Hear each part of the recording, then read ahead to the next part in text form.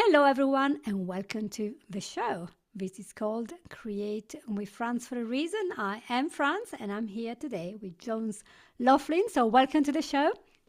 Franz, it's a joy to be with you today. I've enjoyed your podcast and learning more about how you help people move forward. So glad to be part of that recipe today. Yes, it's going to be a big recipe. And today we're going to talk about how not to be such a busy bee and do nothing. We're going to talk about being a focused bee, a person that is very busy, has a busy schedule, has goals, has motivation, has everything, a calendar full, okay, but a person that is achieving. So if you in the new year have lots of goals, you want to do lots of things, you have a calendar, it's all organized, and yet you see that we are in mid-January and things are not quite there. It could be that the secret recipe is to be focused as a bee. And why did I bring Jones Loflin here into the program? Because he has just written a book called Busy as a Bee or Focused as a Bee. And he talks about 6 buzzworthy strategies to thrive and to drive you into a distracting world with success. So this book comes from a lot of research and lots of practice, because I understand you've been a teacher and now you are a coach, a business coach. So this is a long path here. So what is the problem? Let's start.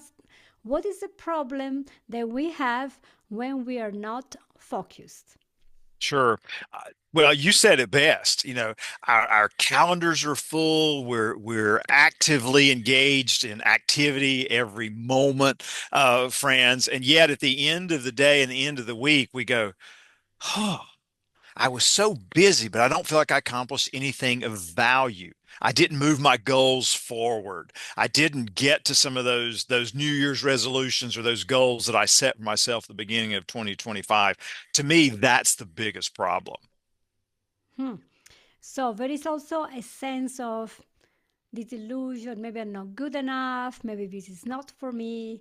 Maybe I just have to drop some of the things. But sometimes that's not the real issue. And do you know what happens when we do not follow our goals? We feel that we're not aligned, we can't do any better, and then we might lose kind of zest for life, the kind of enthusiasm, because we know we're never gonna get anywhere. But yet we see some people are getting there. What is the secret? And I think you've been observing bees, because you guys, did you know that Jones actually is a beekeeper and he's still alive? No red spots, anything there. Well, not today. If you had seen me about a month ago when we were doing some changing out of hives, even though I had my suit on, I think I had like 10 stings. So my daughter jokes that I can just Oh, walk out and look at the hives and the bees will come after me. oh, so you are very attracted to the bees. But yeah, there is something there that is very interesting. So let's get back to the beginning. How did you get into this busy world?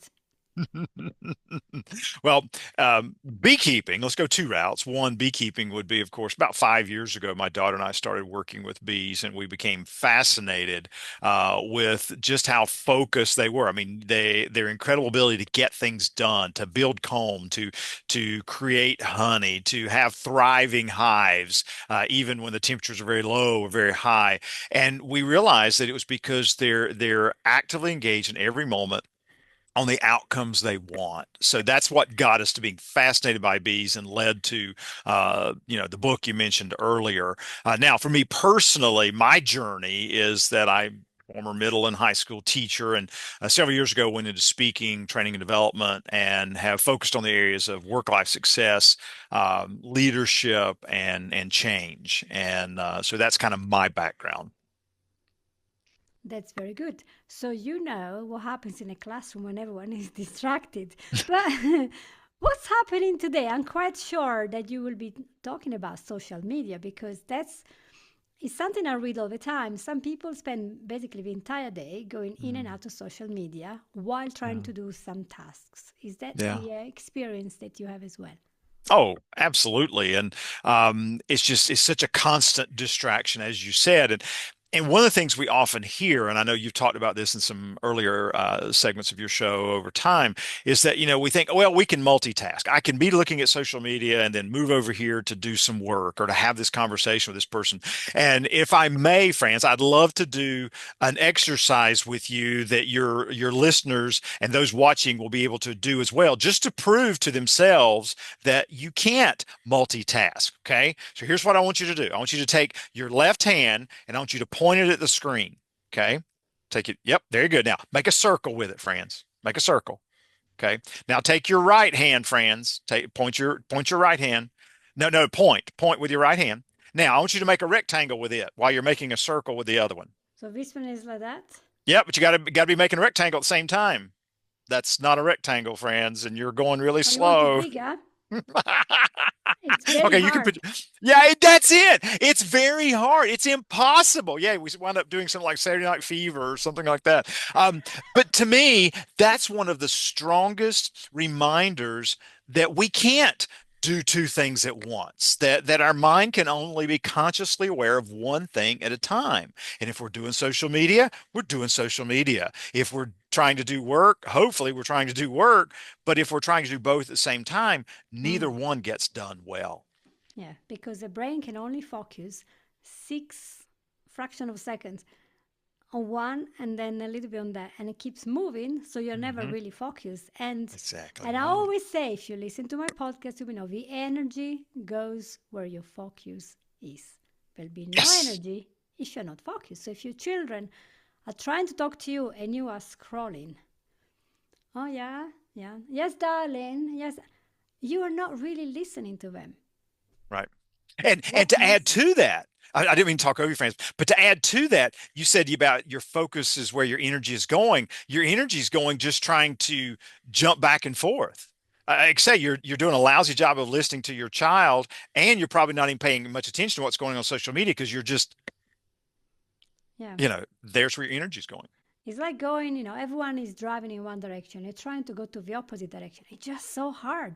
Just go into a path that is easy, and the path is to focus because then you have all your senses, you're present, Yeah. you can do so much more.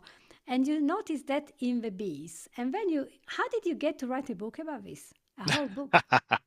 Well, as people will find out, I wrote the book with my daughter Sidney. She was the one who helped me, and we went into beekeeping together. Someone gave us a hive, and so we just noticed the incredible things they were doing, and then we Mm. started emulating some of this and going, okay, how do I do what some of the bees do? And so there's some things like one jobs, which we might get into today, and just always focusing on outcomes. And we were just mesmerized by them. And my history is that I've always written books that connect principles for success to an analogy or a metaphor. One of them I've talked about the circus, another one I've talked about gardening. But it just amazed us how the bees were getting stuff done. So we started taking notes. We started applying those strategies. And then once we'd kind of been learning from them, we decided, we think there might be something here for other people. And so, like anybody, any aspiring author or authors do, you kind of create a rough draft, you hand it to someone and say, does this make any sense at all? Or should I throw it away? And when people start saying, yeah, you got something there, then you continue the process and eventually get a book. Mhm. So, what happens when we change the way we do things and we get distracted and then we start to really focus? Yeah, yeah. You said it earlier. Now we've got our energy where we want it to be in the moment to really accomplish something. Um, we talk about it, and we call it the honey flow in our book because it's certainly related to bees. Scientists will call it, the flow state, that you're in the zone type thing. But when you have all of your physical, mental, and emotional energy focused on one task or one conversation, you'll notice that you're hearing things you never heard before from that other person going, wow, I'm noticing their emotions, not just their words. When you're working on a task, you're going to find that you get so deep into that task and you actually finish it instead of starting to work on it and then, oh, I'm going to go pick up my phone or I'm going to do something else. You start noticing that you're finishing more of those things and you actually create more space for yourself to work on your bigger projects, tasks, goals, because you're not spending so much time in that distraction mode of moving from one thing to another. Mhm. That's very important. So, if you were to start giving some tips to our very eager and educated audience, what would you suggest that they do if they realize that, you know what, it's mid January and I'm already scattered? I'm Mm. wasting so much time and I don't know what to do. So, where could they actually start? In the book, we have a quote that we have to give ourselves permission to focus, because we naturally give ourselves permission to be distracted. When you're trying to work on a task and you've got your phone right in front of you, you might not say it this way, but you've given yourself permission to be distracted. That phone Hmm. might chirp, buzz, light up in some way. If you're trying to work on something and you've got, visual distractions or audible distractions around you, you've given yourself permission to be distracted. And so the act of focusing is all about being intentional, saying, you know what? I want to focus. Okay. Then you begin to create an environment where you can focus and get things done. It's intentional. It's creating the space where you can work on something more effectively. So that's one of the tips that we suggest is, what do you need to give yourself permission to do that would help you improve your focus? And we've got several permissions in the book. That's one tip. The other tip, and this is something that your listeners and those watching can do right now, is perform an external environment audit. We call it a focus audit. And right now, where they're sitting, standing, walking, if they're trying to pay attention to our conversation that you and I are having, friends, what do they see that's distracting to them? And some people would say, well, Jones, I see some unfinished work on my desk. I see a cluttered area that I keep going, oh, I've got to get over there and clean that up sometime. What are they hearing? Maybe there's some external noise around them somewhere that's distracting them. What are they smelling? I mean, as someone who understands the neuroscience, is that smell has such a strong emotional connection to place or to event. And if there's something they're smelling that's causing, oh yeah, I'm hungry. Oh, I don't like the smell of that. That has an impact on our ability to focus. And then you could also go to the other two senses of touching or tasting. But the whole idea is giving yourself an audit of your workspace or where you're trying to focus and say, is it really impossible to focus in this space because I haven't taken the actions I should to focus in the moment? So that would be a second tip we would have, is perform that focus audit of your environment. Yes, it's a great tip. And I am thinking of something. Some people are very much goal oriented, task oriented. They want Hmm. to do things, they want to be busy, and they thrive in accomplishing something. And for example, as a woman in the house or as a man in the house who does the chores, I mean, I do this sometimes. I walk through a room to go and do something because I'm like, oh yeah, I got a podcast recording. I have to grab a book. I want to get a quote. And I'm walking through three rooms. And then I notice there's something that needs to be moved. And when I look at the plant, oh my word, this needs to be done. So I stop and I just get the watering can and I water the plant. And then I notice that maybe a couple of leaves are falling off. So that went on the floor. That look on the floor, and I'm like, yeah, I really haven't vacuumed this carpet for a while. Soon enough, I have no idea where I Hmm. was going. And half an hour later, and I'm working on clipping my plants, I'm like, oh yeah, wasn't I supposed to get a book? Hmm. And this is typical of women Sure. because women cannot focus in the same way as men. And I read Right. this so much, I was like, how is that Hmm. possible? Men have more compartments. Hmm. And women, we have a compartments, but they are so interconnected. Yeah. And I don't know if you ever watch Max Ganger on YouTube. He's a guy, I think he's a pastor. And I watched his video some 10, 15 years ago. It's called men's brains and women's brain, and it's got two Yes. pillars with two fake brains on the pillars. And then he said, "That's the man's brain. That's the garage area." Then he touches the head of, Hmm. you know, and then he goes, "Oh, well, that's the business area." Then another area, this is that. And when you're thinking of one thing, you're not thinking about the other thing. That's it. And then the woman, he goes, he walks towards a pillar, and then as he does that, he does the sign of a cross like a Catholic to say, "Oh my gosh." And then he said, "That's the women's brain." Hmm. And he go, "The Hmm. area for this," and he touches the areas of the brain. And then he go, "They're all connected." And every time we burst into tears because women see all these connections, Yeah. which is wonderful because then we can forecast what's going to Hmm. happen if we do something. But at the same time, we can totally lose focus on what we Oh yeah. want to achieve. Absolutely. And it's like, Yeah. it's not that all men are focused and no women are Right. not. Right. That's not. But we can perhaps use those capabilities we have and these Hmm. characteristics to work out what can be the culprit, what could be the trigger. So, for Yeah. example, if I know that during work I'm going to be interrupted by my own thoughts or by other things, the phone is ringing, the kids are coming around, the house isn't quite clean, then I can always say, okay, my only way of focusing could be the first step to clear the area that I will be looking at. Yeah. Because visual clutter for a lot of women is like impossible. You cannot, you can't focus. Yeah. And Yeah. then organize it. You know, the kids are there. Can they do something during that time Hmm. that you need to focus? Can they be busy, not with social media? So there are lots of things. And I think one of the things that I like to say thing many times is knowing what you want, knowing how you want to get there. And if you don't know yet how to get there, is to have a courage and the humility to invest in yourself and get a coach. I always say Sure. that. Absolutely. Yeah, because Yeah. we have lots of rationalization and way of thinking, don't we? It's about I can't do this because of that, and we put all these boundaries and all these walls. So that's Hmm. the time when you say, "Shall I invest in myself? I deserve this.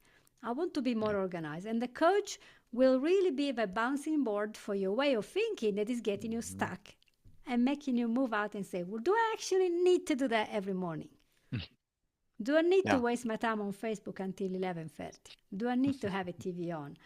And some people will be like, "Oh yeah, I do actually need it." Yeah. Yeah. It just And I was going to say what I love about what you're opening up there, Franz, is what we call the permission to focus. You are saying, yes, I'm going to be intentional about focusing my time and attention toward what matters most. What do I want? I mean, you're in, you coach folks and you work with a lot of people. When you just ask them that question, what do you want? What is it you want from your work or your life this week or this month? They probably look at you and go, I haven't thought, and then when they finally say it, it's like new information to them. And then when you ask them that second question of how do you want to get there, sometimes they just haven't even stopped, giving themselves permission to stop and even think about it. And then what does that blueprint or roadmap look yeah, like to take that next step? Because as you yeah, know, the key is momentum. You know, it's the first step. It's a small step. Okay, now it's another step and it's another step.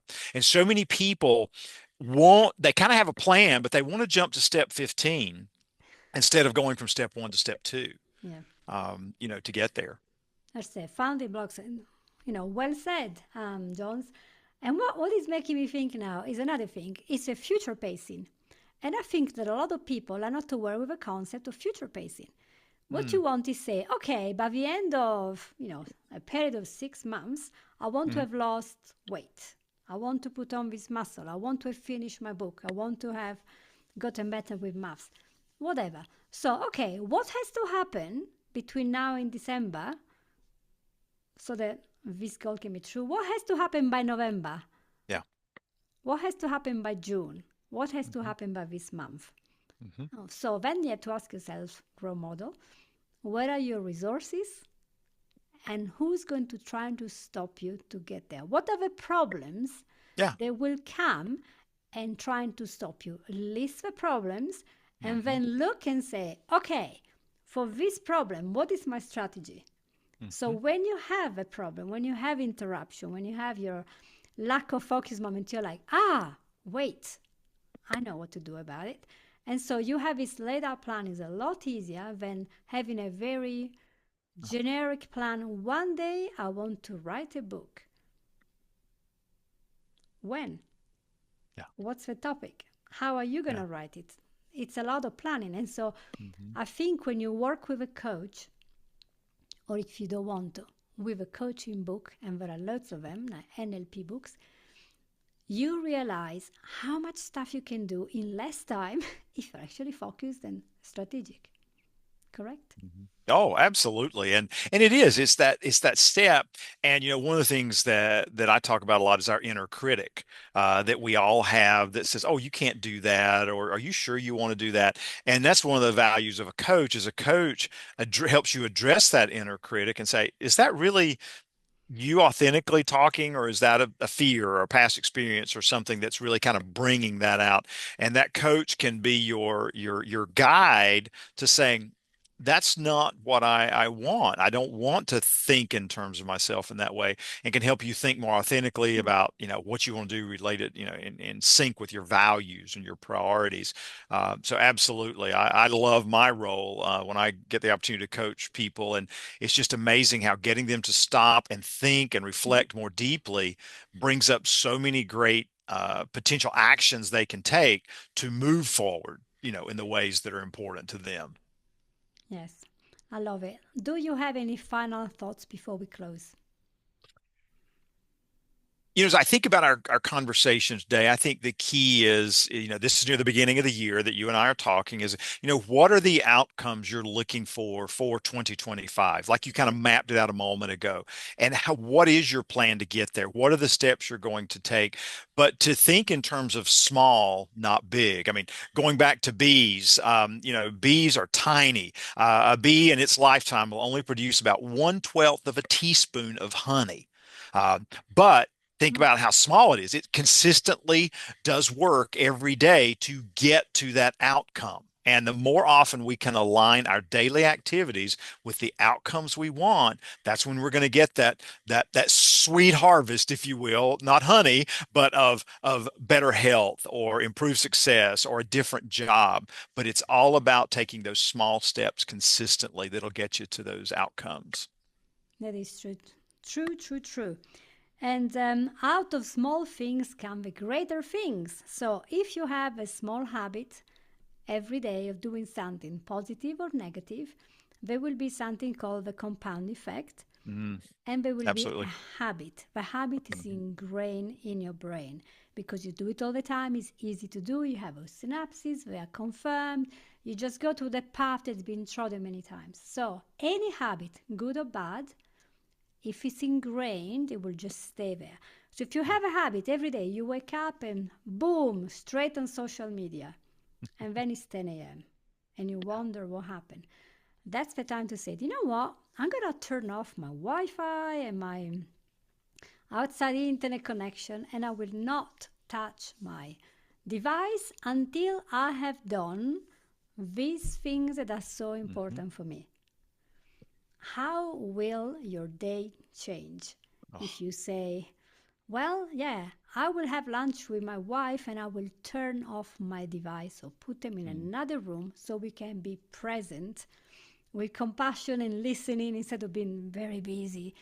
I will go to school and while driving, I will be thinking of this, and that, which will help me maybe with a class. But if I am listening to something really doom and gloom or distracting while preparing for another activity, I'm gonna get there in a wrong energy as well. So if you mm. plan these little things and say, well, Yeah, what could be something easy that I can do every day? And yeah, sometimes just getting rid of the bad habit and putting instead a new habit that is good. And what is the reward? I'm going to let you guess. You tell me. mm. What is the reward if you change small things every day? Oh, it's big rewards. It's the success you're looking for. It's the outcomes that you wanted to achieve. And the confidence that comes with that is absolutely incredible. Mhm. And here is my challenge. I didn't think about this before. It's just coming. But how about this year? We all set apart some time as a Mm. family, as a team at work, to spend like an hour a day where there is no internet, no social media. And then in that time, we could perhaps, maybe if an hour is too much for you, it could be 15 minutes. Exactly. What can you do? I got to jump in there, Franz, and support you in that. That's the problem we hear people do is they'll try to make it so big and then they try it once and they fail and they go, "Oh, I'm not good enough." Too Make it much. small, even if it's 10 minutes. 10 minutes. What could you do in those 10 minutes of uninterrupted time? I Yeah. love your idea. Yeah. Yeah. Which is why I used to have quite a large garden when I was back in England. And it was so good to just walk there, go to my polytunnel, tend my plants, look at the squirrels going around. Everything was so quiet. The phone couldn't ring because it was in the house. And I was just me thinking about what I want to do, etc. Mm, And sometimes just a few minutes in nature yeah. can help us to ground ourselves, Yep. put together again who we are, what we're here for. And always remember one thing: in 10 years, in 20 years, what you're doing now, think about this action you're taking now. Is it going to be important that you have Right. done it? Is it going to matter if you scrolled on social media for longer or not? If you had talked to your spouse or children, if you have helped somebody, is it going to matter or not? And if it's not very important in 20 years that you have done something, why are you still doing it? Exactly. You know? If it's not contributing to the outcome you want, you need to Yeah. give yourself permission to change. Yeah. See? Yeah. You rephrase it in a proper native way. I'm Italian. I speak 5 languages and none of them perfectly. Well, I don't do English perfectly, so I can do one. Yeah. But that's the message. Do something and do Yeah. it today. Yeah. Do it. I mean, I remember Harold Billy, one of the presidents of my church, had it on his desk. It was very big. It was a Mm, cube. He says, do it. yeah. Just stop with excuses. Just do it. Do Yeah. something small every day, whether Mhm. for your health, for your diet, for your friendship, for your spirituality. It doesn't matter. Just do it. Push away the excuses. Do something small, and you will build up on that. And then you will find more confidence, more happiness, more calm. And you might find out that actually your life has improved in all sorts of areas because you're doing what you're aligned with. You know what I mean? It's your Exactly. values. Yes. Yes. Absolutely. So Yeah. yeah, Yeah. so I'm very excited about this episode. So I know that you have a book. Where do we find your book? Sure. Best place to go purchase the book is focusedasab.com, just like the title of the book. There's some other resources there that are free that go along with the book. You can certainly purchase it at Amazon or anywhere books are sold online. It's also Mm. available as an audio book. With Audible, Spotify, all those outlets as well. It's also available as a Kindle version Wow. in that way. Yeah.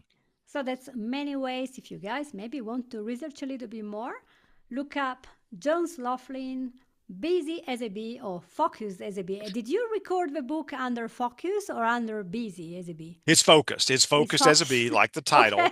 title. Yep, absolutely. Just in Yeah. case. Well, thank you so much for being here. It's been a pleasure. Oh, Franz, thank you. I've so enjoyed our conversation, and I'm looking forward to doing some of the things that you suggested today, because I know I don't have all this stuff figured out. I am my own lifelong project and improvement. So I always love learning new tips from someone like yourself to help me grow professionally and personally. Thank you. So, everyone, if you found something useful here, and I'm sure you have a lot more than one thing, please share this with one of your friends and write comments. Ask us what to talk about next time. And make sure you subscribe. Thank you so much, and I'll see you all next week. Bye bye. Bye bye.